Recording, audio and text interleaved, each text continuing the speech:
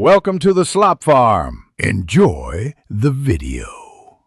EPC indicates an electronic power control fault in the throttle body, accelerator pedal sensor, ignition, or wiring harness. It is a warning, not a specific repair order. Begin by checking the 12V battery voltage and battery terminals for corrosion or loose clamps, cleaning and tightening them as needed, which takes about 10 minutes. Next, use an OBD-ROMAN 2 fault reader to capture DTCs and freeze frame data before replacing sensors or modules, because codes guide the correct diagnosis and prevent unnecessary part swaps. Scan for diagnostic trouble codes with an OBD-ROMAN 2 reader and record the exact codes shown, then research those P-codes to prioritize components.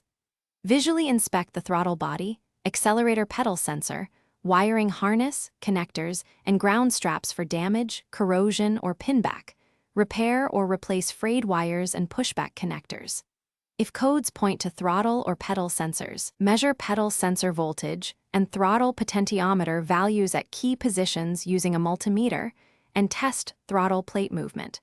Replace the faulty component if readings exceed. If cleaning is indicated, remove intake ducting with a 10 mm socket and clean the throttle body using throttle-safe cleaner until carbon is removed, then reassemble. Replace a faulty accelerator pedal sensor or throttle body when voltages or resistances are out of range. Ensure connector pins are straight and torque clamps to manufacturer specifications.